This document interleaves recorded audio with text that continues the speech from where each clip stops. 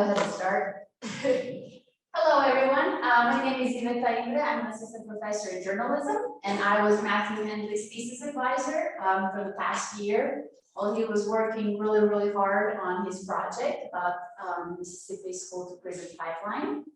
I can tell you, he more so than me, but he definitely put in a lot of hours and a lot of effort and talked to so many people about this huge problem in Mississippi. And I'm very proud of everything he's accomplished within the past year. So having said that, I'm going to go ahead and let him talk to you a little bit about what he did. So if you've never been to something like this, Matthew's going to give a presentation for about half an hour or so, and then he's going to open up the floor for any questions you may have. And at that point, we're going to kick all of you out because the committee needs to discuss and talk about his presentation. But you all are welcome to wait outside with Matthew and wait for our decision. So go ahead. Dr. Grant. And thank you all for coming. Thank you all for coming on the Zoom too. That gift from Zoom. Love it. Yeah, thank you for taking your time out of the afternoon. I'll try to keep this below 2 hours. Just kidding. I could never cover this in 2 hours. 2.5. So without further ado,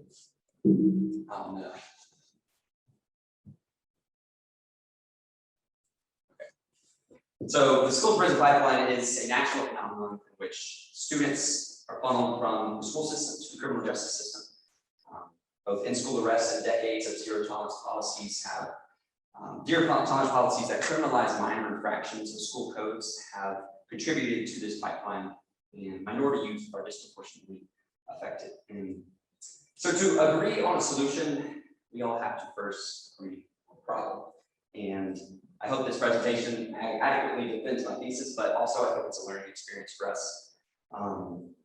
Just so that we can all learn that the root of this problem extends beyond just legislative action and really has to do with changes to our core perspective of how we punish our youth and the effects that has on. And to kick us off, to quote former presidential candidate Kanye Amari West, who said, "The system is broken, schools are closed, prisons open." Thank you, Kanye. So first I will show a video that I created, just an explainer explaining the basics of the school-to-prison pipeline, what that entails. So, sure it works. The school-to-prison pipeline is a phenomenon that describes the link between the school system and the criminal justice system brought on by harsh school disciplinary codes that lead to suspensions, school arrests, expulsions, truancy, and, well, there are several direct and indirect links. The easiest way through the pipeline is by way of exclusionary discipline, or discipline that excludes students from their educational setting, such as suspension and expulsion. These punishments keep kids out of the classroom, which can be a stepping stone toward delinquency. And Black youth are 3 times as likely to be suspended, expelled, referred, and arrested as white students, despite the finding that Black students do not misbehave at a greater rate than white students. This evidence supports the fact that Black students are subject to harsher penalties, often for the same offenses as their white peers, due to a number of factors that include racial bias, over-policing in predominantly Black schools, and zero-tolerance school codes. The school-to-prison pipeline is just one phenomenon that has contributed to the overrepresentation of minority youth in the criminal justice system.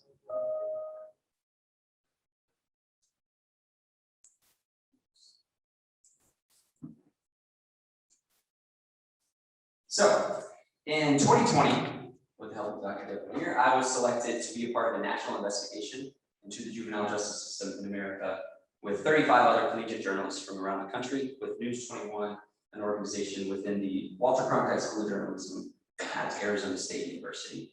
And this experience, it was an 8-month-long experience from January of 2020 until August of 2020.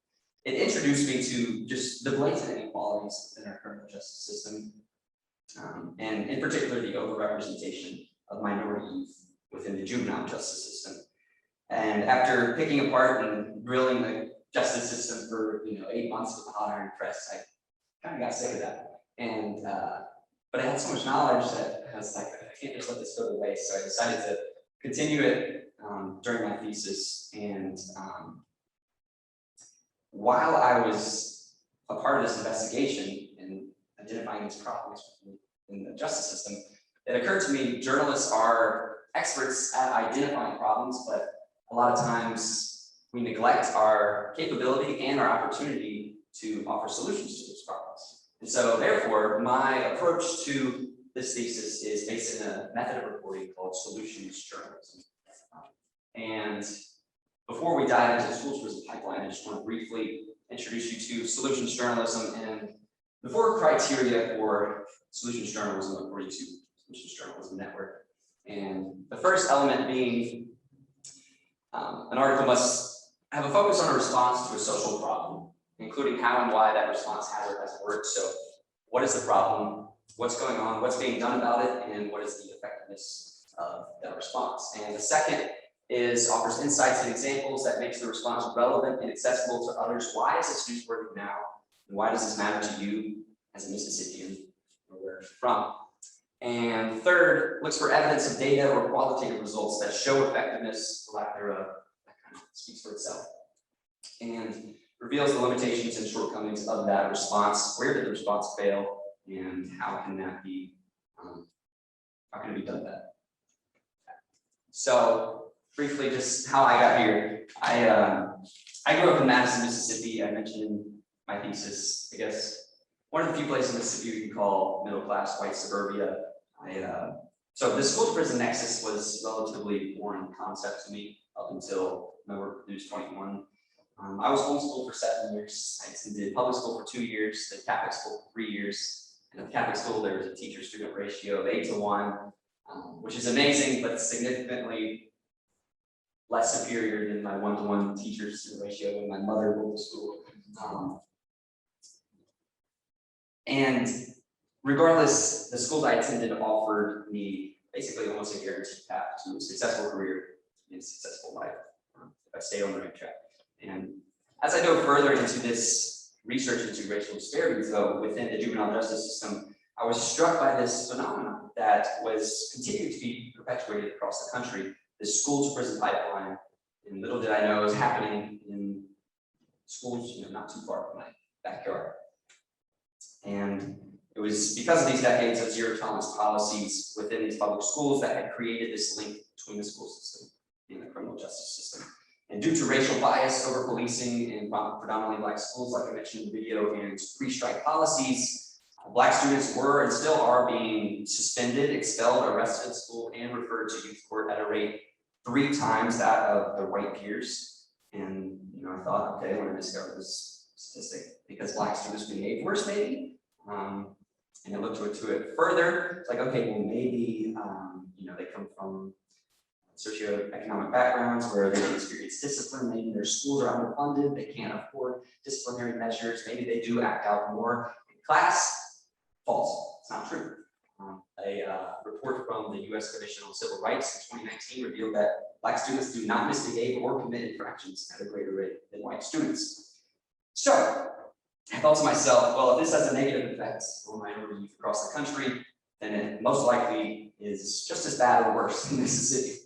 And so as I began investigating cases involving the school-to-prison pipeline in Mississippi, one that I came across was this federal lawsuit brought against the city of Meridian in 2010, which Time Magazine called the worst school-to-prison pipeline.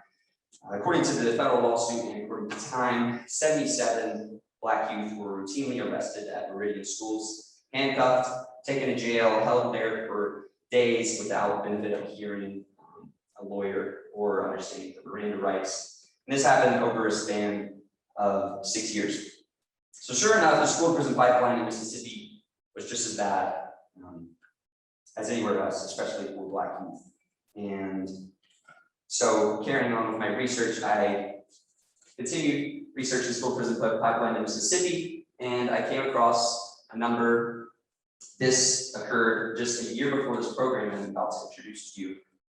Just a year before this came into effect, in 2014, Black students were experiencing school-related arrests at double the rate of white students, despite being only half of the student population in the state.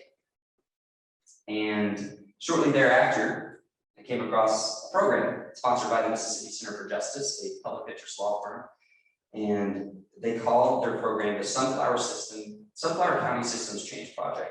It was a grassroots effort at dismantling the systems or reforming the systems that were responsible for advancing the school to prison pipeline. In Sunflower County, if you've never heard of it, it is a predominantly Black community, 40 miles east of the Mississippi River, about 2 hours south from here. It's in the Delta. If you've been 3 hours south from here, if you've been in the Delta, I mean, the rich year history, you know what I mean. Delta. But in Sunflower County, this lesser known school to prison pipeline was basically running rampant. And I read some reports from the Sunflower County Systems Change Project that revealed that in 2015, 93% of the youth court referrals were coming directly from the school district, and 71% of those cases involved young men of color. And so the Systems Change Project was the brainchild of this woman. Her name is Kimberly Jones Merchant, just an amazing lady. She was assistant district attorney in Sunflower County at the time, did 15 years in civil litigation and criminal law. And she's the one that basically noticed the school to prison pipeline and wanted to do something about it. And so she sent this project proposal to the Kellogg Foundation, who awarded it a $1 million grant. And she got the ball rolling. She took a team down to Miami-Dade County in Florida, and basically they had a model for slowing the school to prison pipeline. They had seen reduced suspensions, reduced in-school arrests, and increased graduation rates. So they brought that knowledge back to see what could be implemented in Sunflower County. And so she and Systems Change decided to focus on the main players involved in advancing the school to prison pipeline, which include the school system, criminal justice system, and the media. And that's where she says this quote about making sure that these institutions understood how each one interacted with each other, that really created this storm. So so school codes were changed, zero tolerance policies were chunked out of the dress code language, and training in restorative justice became mandatory for all faculty, staff, and school resource officers. These are all mentioned in depth in the article. You can go check it out. But this is where I think Systems Change did something revolutionary, and I want to show this video. First, Roots is what it's called. Roots stands for Reclaiming Our Origins Through Storytelling, and basically 19 young Black men in the heat of the Delta summer, 2 summers in a row, were tasked with challenging this narrative surrounding Black youth. And I want to show this video, which was created by the program and not by me, but I want to show a short clip from it, because this problem and this project is so much bigger than me and my thesis. So I just want you all to get a picture of what this amazing project did. And we'll probably watch 5 minutes or so of it, but I encourage you to go back to my website and watch the rest of the video.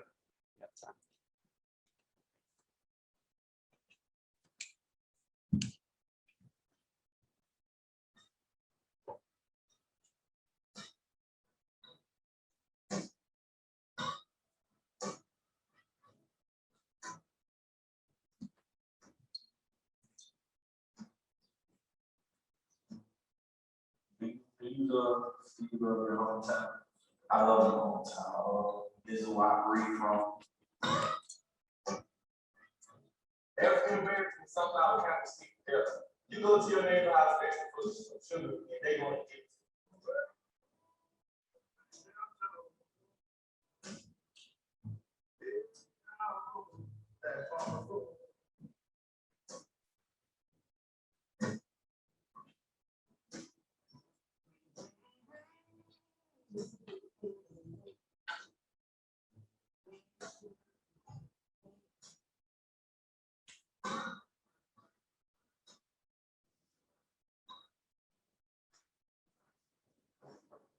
Morning, fellas.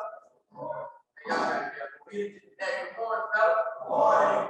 My name is Vivian Grace, and thanks to the Blue Center to learn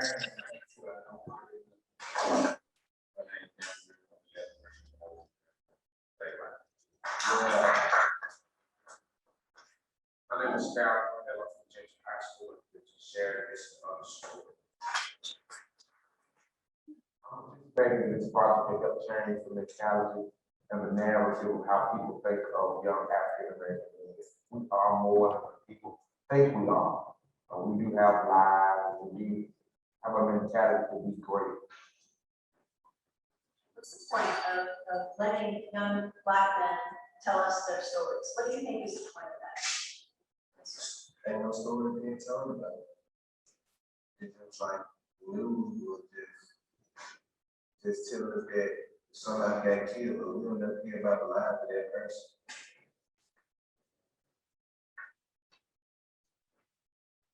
I'm participating in this project to learn about myself, to learn about my elders, what they feel are things in the community that need to be changed, and to learn what I think are things in the community that need to be changed. There's a story that's being put out about African American young men in this country. And in many cases, that story is just plain untrue. So what we're trying to do with this work and with this project is for you to be seen for all of who you are as an individual. One of you is going to be the storyteller, and one of you is going to be the listener. So, I'm from my race, it's like, we're not on my love. Man,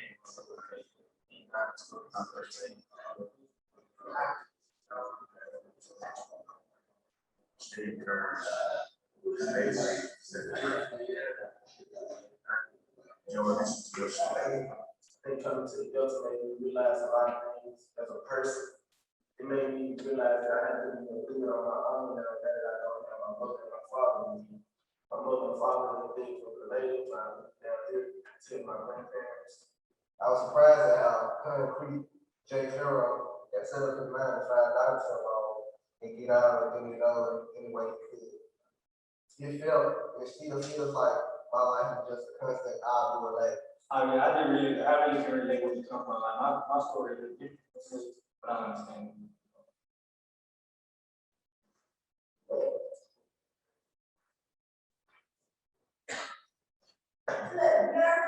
Stories about the history of Sunflower County. What questions are we going to ask? I was in high school back then. Why are we come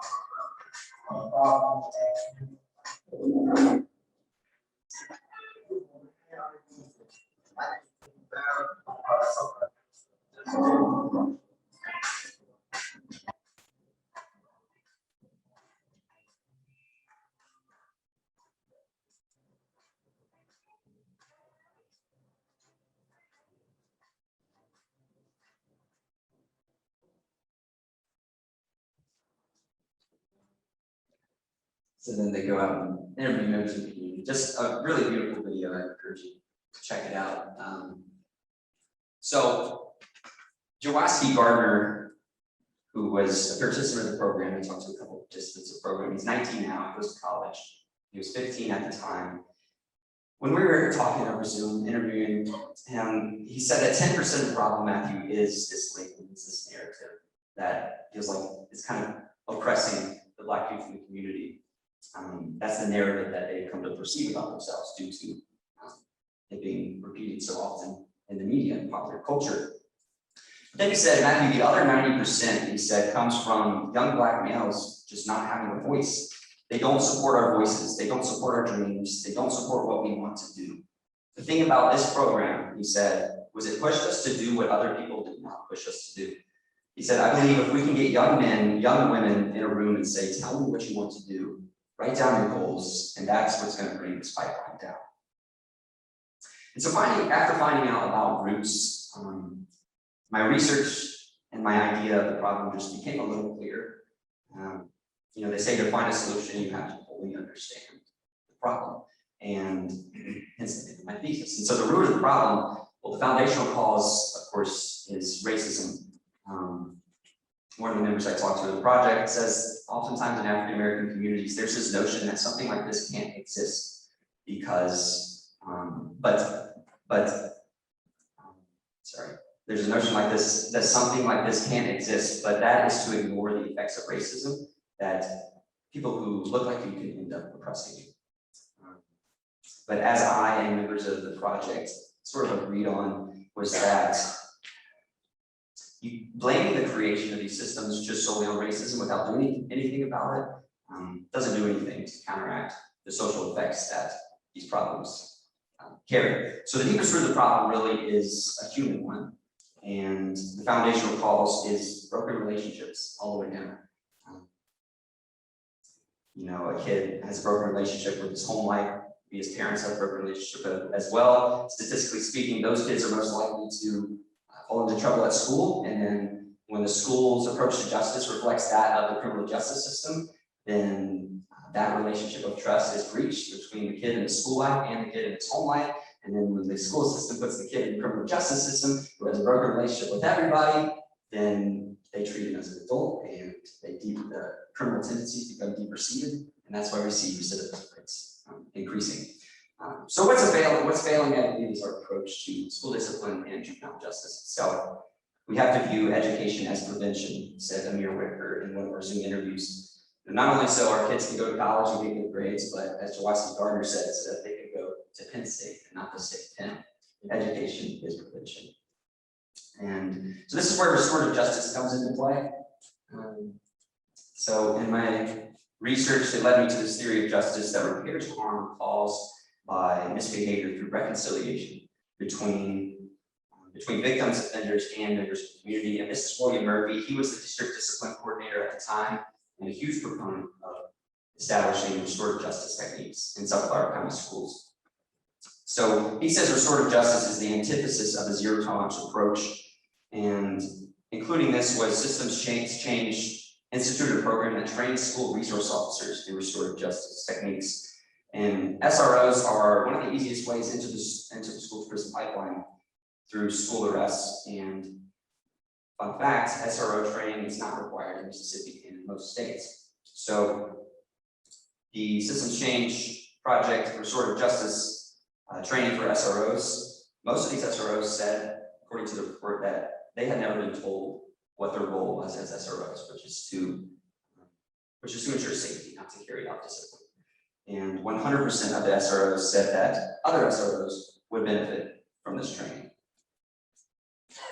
And so Ken Merchant and members of the project were very transparent in admitting the shortcomings of the project, namely, they ran out of funding after 3 years. Kellogg decided not to continue funding the project. The youth court system pulled out after 6 months, just 6 months of the program. And just the transition with faculty and staff so frequent was hard to train everyone restoratively, especially without that support from Kellogg.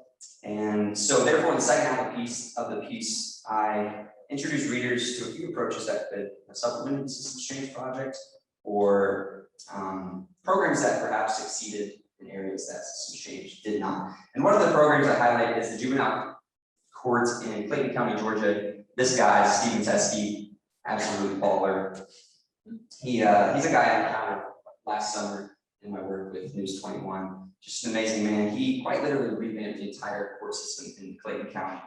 He created in early 2000s and is now referred to as the Teskey model across America. It's all based on restorative justice. And it came after noticing that, much like in Sunflower County, most of the school arrests, or most of the youth arrests, were coming directly from the school district. And so he formed a school justice partnership to try to reduce those arrests. So no misdemeanor is allowed across his desk. Zero tolerance policies, he had the schools throw them in the trash. Now youth commitments are down 90% in Clayton County, and kids who get in trouble don't get suspended. They have to go through behavioral therapy, they have to meet with teachers and parents, and they still have to complete their schoolwork. And so arrest and suspension have dropped dramatically. Graduation rates have increased every year since the school justice partnership has been in effect. And Teskey told me that the school district's zero tolerance policies basically were just sending them the wrong criminals. Their crimes had nothing to do with public safety. And that introduces us to my favorite quote ever from Teskey. He said, "If you send me the wrong kids, what you do becomes my business. And no one wants me to become their social proctologist." It can get messy. So ultimately, the approach to discipline that exists in Sunflower County today is a byproduct of the systems change project. And Sunflower County has gone from a D-rated school district to a C-rated school district in 5 years, which according to the state's accountability model is a successful school district. And I hope they'll only get better. So I'll let Kim Merchant drive us home with a short evaluation of what went right and what went wrong with systems change, and then we'll wrap it up. The idea was after originally, we had changed all the policies in the school district. We had completely revamped the discipline policy. We had trained all the teachers and staff around restorative justice. So they were just implementing our changes. And the idea was year 4 and 5 was the same. So can we show a decrease in disciplinary infractions? Can we show a decrease in cases being referred to before COVID? That was sort of the data part of it. But we had to, it took 3 years to implement all that. Train all these people, get these programs in place, where they were doing the restorative justice program, where they were adhering to the new policy, because the new policy requires them to allow the collection that they have to do. Anytime you place a child outside the classroom, it has to be done. It takes the folks wanting to do it, because most of what needs to be done to change it really is mindset. And we did a lot of work trying to shift mindsets, especially amongst the teachers. If the teachers and the administration, and even the youth board, if you have the right people in place who get it, who really want to change this, who really want to see these young men succeed rather than throwing them away, that doesn't cost anything. And they can come up with solutions that don't require a whole lot of money.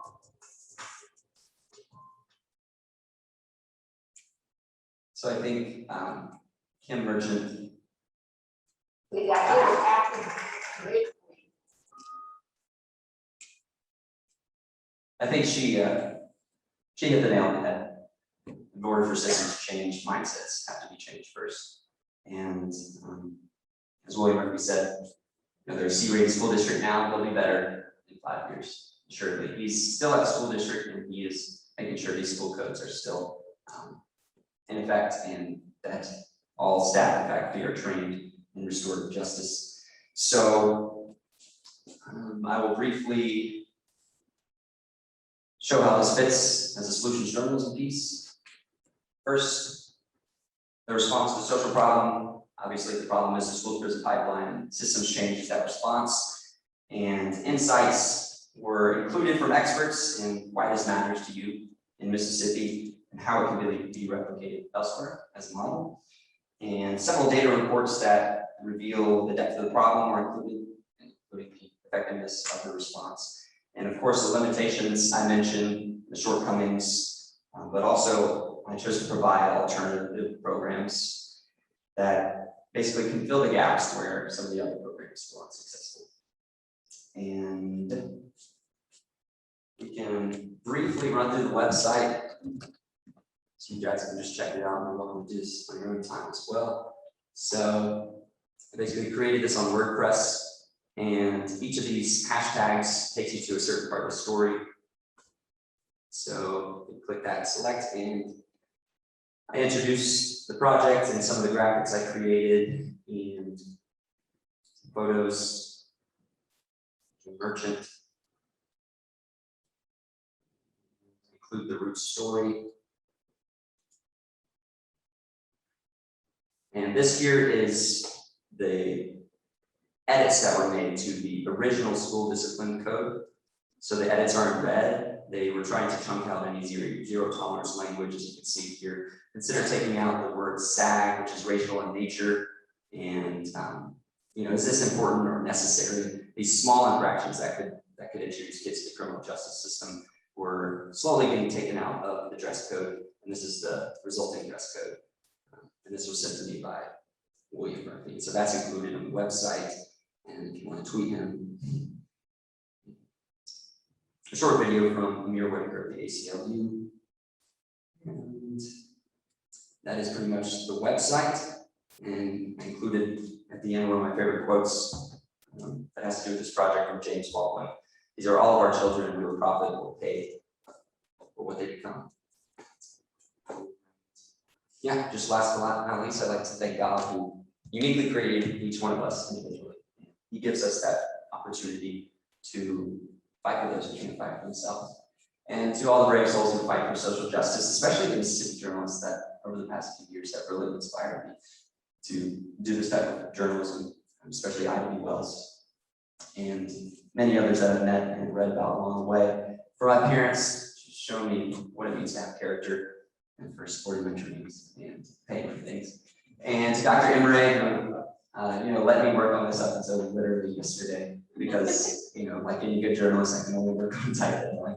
And for Dr. Winger and Dr. Smith, thank you for your insight, your guidance, and for all of you in attendance, and for School of Journalism, just for showing me how to journalism, and just showing me that journalism can be important, impactful, and if you do it right, you can institute real change. That is all I have for the presentation. Thank you so much for coming.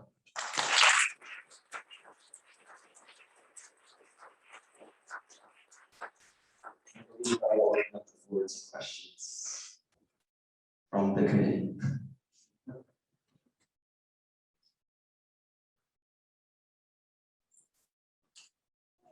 All right, so I'll start. Remove my mask, not to contaminate you, but safe to hearing.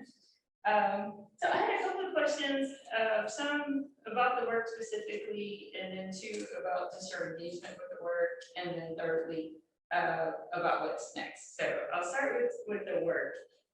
When reading the piece, I was fascinated by the discussion about the SROs and how the lack of training or the limited training that they have, but nobody had a solution in terms of when they said they needed to focus more on character. Can you unpack that a little bit? Like, what is it that they really hope that the SROs would be able to do? And then just talk to me a little bit about how the gun laws, I think it was in 84, or I can't remember, it was during the Reagan time, how it really shifted this population in school. Right, so remind me of the first part of the question. I would probably asked it in reverse order, but I want to know how the gun laws shaped the SROs and why people felt like they were inadequately trained, and why character specifically was one of the things that they hoped that the SROs would be able to do better. So with the Reagan administration in the 1994 GunFree Act, had brought in this, tough on crime and school safety policies. That's where these zero tolerance policies came into effect. And therefore, to increase the safety in schools, let's put more police in. That was the rationale behind that. And so, but the reality is, as school shootings started to decrease, no school shooting has ever been ended by an SRO. And so the SROs don't make the schools safer, but that was the rationale behind it. And then speak to the character. Do you mean what systems change wanted to accomplish by training SROs? So basically, I talked to Amir Whitaker of the ACLU specifically about this, and we both just kind of agreed that this was the best option for them, because for schools that don't really have the funding or resources to take police out of schools and put in counselors, put in behavioral specialists, this is the best they can do. So in order to train these SROs restoratively, they would have to go through some type of rigorous program that they aren't required to do, and they don't get from anywhere else, because these are sworn officers. So they're trained to have a criminal justice approach when they come into these schools. And so I guess their goal was just to shift that mindset. Amir Whitaker would tell me that,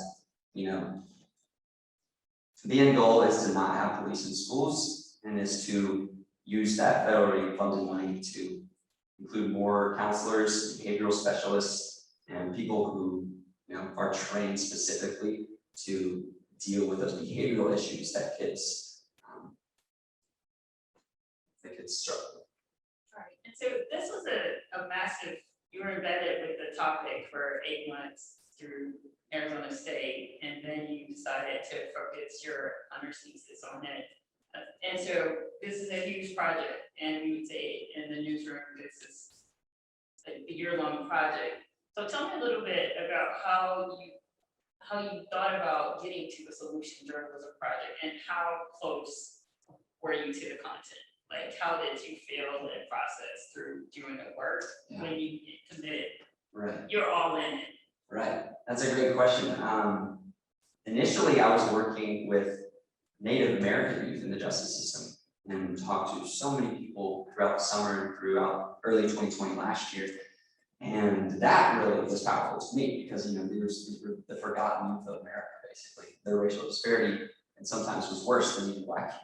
And so that just really had an impact on me because I was talking with kids who had been through this stuff.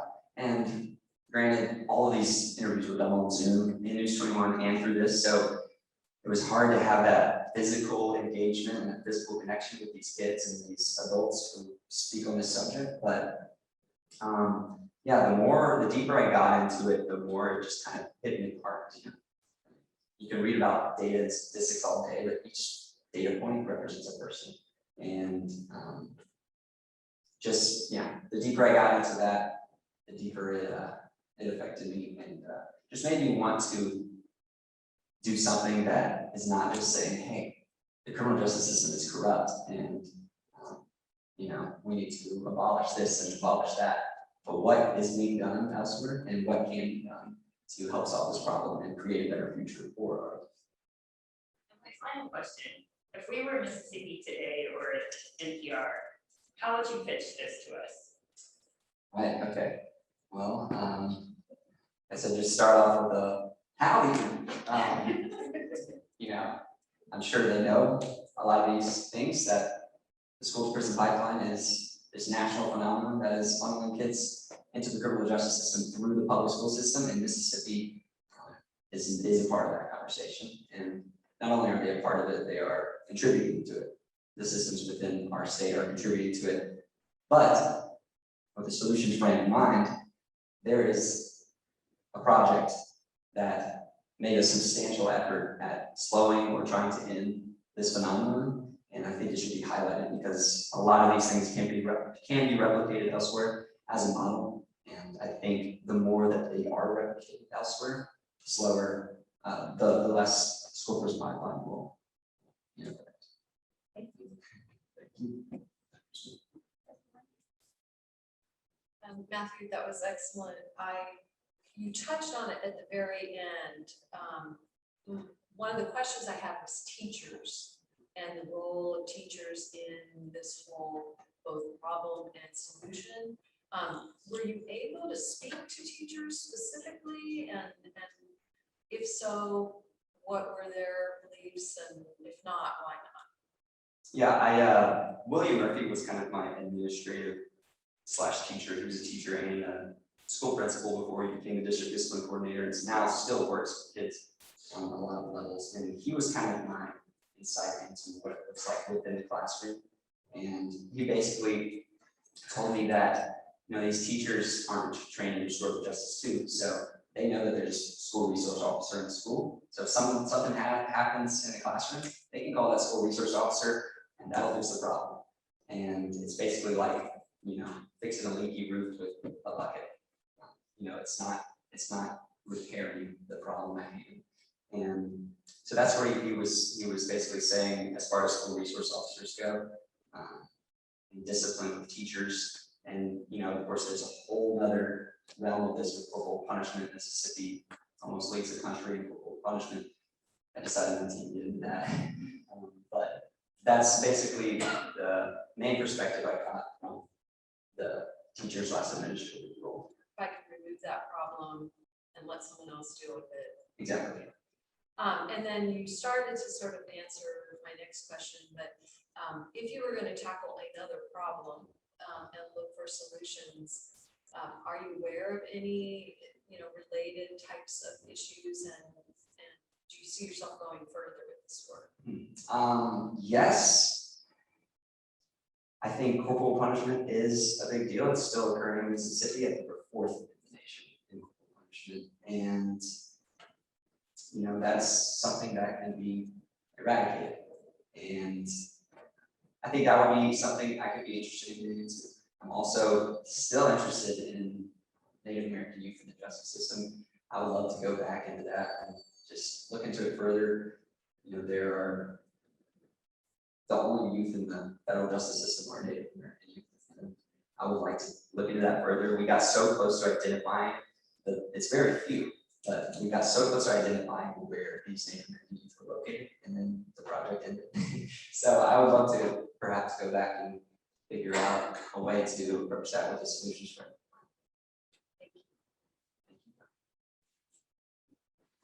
Anybody have any questions for Matthew? Yes. You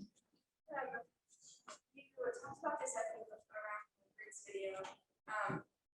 You guys see that people, that Black youth are like labeled a certain way, and then they start to like identify that way and act out of the way that they've been labeled. And that is, like that stretches, it sounds like outside of even the schools, like into, like bleeding into communities. Like what, is there a similar thing or like a solution you think that we can all be a part of, like outside of just the schools, like address that labeling sort of thing that infiltrates all of it? Yeah, that's a great question, and I think this is something I've looked into briefly, kind of like changing this narrative, and I've seen it recently on some commercials too. It's this, I think a lot of it has to do with the overemphasis of the American sports culture, honestly. I think it's almost like a new type of slavery, as like athletics are the only means of upward mobility for young African American men. And so, you know, lawyers, African American lawyers and doctors and, you know, whatever else are not portrayed in the media quite as often, not near as often. And so I think that contributes to this, like, oh, well, if I'm not an athlete, I'm gonna go sell drugs, or I'm gonna go on the street or whatever. So I think just not, I'm not gonna say don't watch sports, but not just contributing to those stereotypes that I bet he played basketball, you know, stuff like that. Just these little comments. It's that mindset shift that I think we all just need to be aware of. As far as what we can do on a daily basis, I'll look that requires further research, but I'll keep that in mind. Thanks for the question. Yes, Megan. So you're a broadcast major, but you decided to do a written piece. Why did you think that was like the proper avenue for sharing this information? Yeah, great question. Believe it or not, as a broadcast major, the majority of the work I've done at School of Journalism has been print and multimedia rather than broadcast. The stuff I've done in class has been the majority broadcast, but things I've done outside, such as Religion Unplugged in New York, Arizona State, and this project, it's been mostly print and short videos, podcasts, and stuff like that.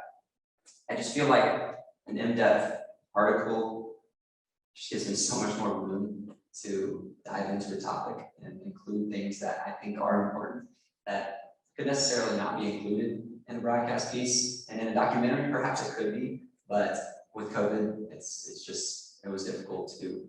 I would love to do a documentary to supplement this, but just basically impossible. But yeah, that's basically my rationale for choosing to do this print and multimedia. And Dr. Emery made sure to push me to make it very multimedia, and I did that this week. Thanks for the question. Anyone else? Yes. Is there any coincidence that this is happening in the county that also gave us training in Denver? Yeah, I don't know. Maybe, you know, this is also the county where Parchment Farm is, and it's just, yeah, when I discovered this, I was like, wow, this is something else. You know, when Joaski Gardner said, I want to go to Penn State, not to say Penn, I thought about Parchment and right down the road. How powerful is that? And just the fact that Kim Merchant had this in her mind as she was practicing civil litigation, criminal law, and as the DA, she noticed that this was happening and used her power to say this is not going to happen anymore. I hope that answers your question. Thanks for the question. Can you tell us what you want to do with this piece? Yes, so I plan on, at the discretion of my advisors, I plan on pitching this to Mississippi today. We think it's right up their alley, and having me on a show over there, hopefully we'll like it. And I think we discussed also NPB and some other places that might pick this up on the web. And Well, MPB's got another grad from our program. there you go, connections. So that's the plan. And I think we'll submit it to the School Journalism Archives as well, just so they can have that on file. Anyone else? All right, well, thank you all so much for being here. You're gonna get out of here, and thank you all for joining on the Zoom.